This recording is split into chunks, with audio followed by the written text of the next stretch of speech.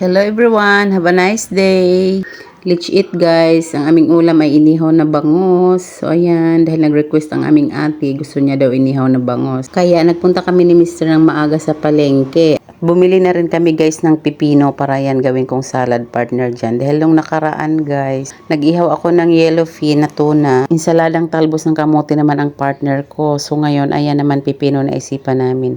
Ayan nga pala guys, nakakuha ako ng kamyas sa aming kapitbahay. Humingi ako guys at saka kumuha din ako ng spring onion sa aking terrace. Pati kalamansi. So ayan guys, naisipan ko dahil nakalimutan ko bumili ng kamatis guys. Para ipalaman sana guys sa aking inihaw na yan. So ayun na, tinignan ko yung puno ng kamyas ng kapitbahay ko, may bunga 5 piraso. So ayun, hiningi ko na, sinimot ko na lahat. At ang aming katabing bahay, nagbigay din ng siling haba, yung pangpaksiw. So ayun, hiniwa ko rin ng maliliit guys. At pinigaan ko ng isang kalamansi guys. At nilagyan ko ng soy sauce kasi niisip ko kung damihan ko ng kalamansi, maasim na ang kamyas guys. Kaya okay na yan siya guys, para sa sausawan na lang yung ibang kalamansi. So ayan guys, minix ko yan sa toyo at yan ang ipapalaman ko guys. First time kong gagawin yan guys na try ipalaman ang kamyas.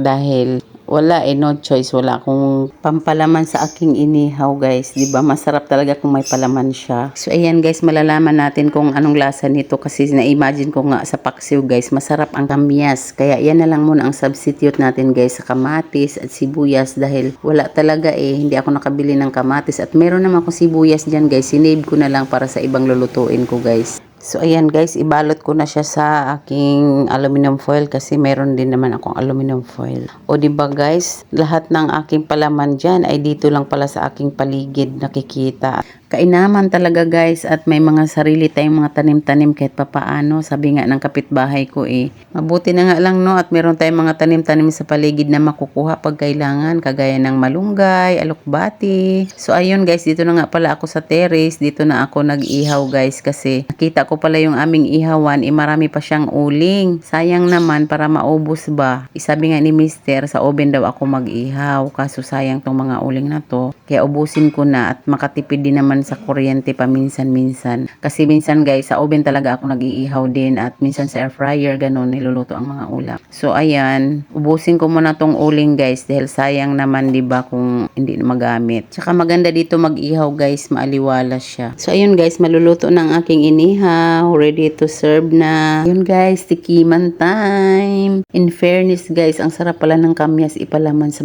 inihaw guys. Try nyo guys. At ang mga anak ko guys nagustuhan nila. So ayan guys, thanks for watching. Bye bye. Please like, share, comment, and subscribe. Till my next video. Ingat po ang lahat.